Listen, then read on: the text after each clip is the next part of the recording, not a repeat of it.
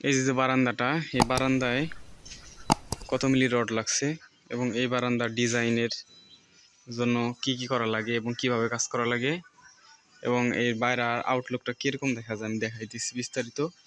এবং এখানে কতগুলো গাঁথনি আছে সব আমি বিস্তারিত বলতেছি। এই পাশে কীরকম কি আছে, এ পাশে প্লেন একেবারে পুরোপুরি গাঁথনি দেওয়া, এই পাশে একেবারে পুরো আটকানো, যাতে বৃষ্টির ওই যে উপর থেকে যাতে বৃষ্টির পানি না আসে। তো ওই যে আমাদের ওইটা হচ্ছে উপরের মেন ছাদটা একটু বেশি আছে হালকা। বারান্দাটা আমাদের ভিতরে আছে 3.5 ফুট, এখানে ভিতরে ক্লিয়ার আছে, ভিতরে 3.5 ফুট আছে,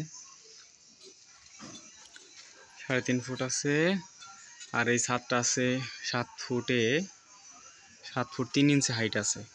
ওই যে আমাদের দরজা বরাবর, দরজার উপরে কিন্তু একটা লিন্টেল আছে, ওই সাথে দেওয়ার কথা ছিল কিন্তু ওটা পরে করছি, তো পরে করার জন্য এইটা আমাদের ছাদটা 3 ইঞ্চি উঁচু করা লাগছে। যাই হোক, এইটা এইখানে কিন্তু পিলার দেওয়া, এইখানে হচ্ছে আমাদের 10 মিলি রড দেওয়া চারটা, এইখানে চারটা 10 মিলি রড দেওয়া 6 ইঞ্চি পর করে বাইন্ডার দেওয়া, রিং দেওয়া।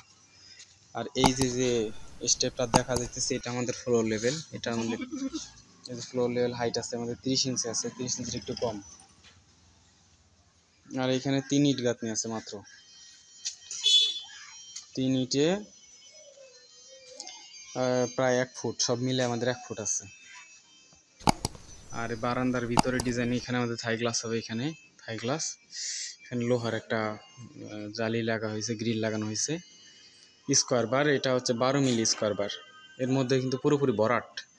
এই যে স্কোয়ার বারটা 12 মিলি সমমান আর কি, 12 মিলি সমমান। এখানে দরজা, এখানে যে সুইচ বোর্ড, এখানে একটা লাইট হবে, লাইটটা হবে ওই যে উপরে।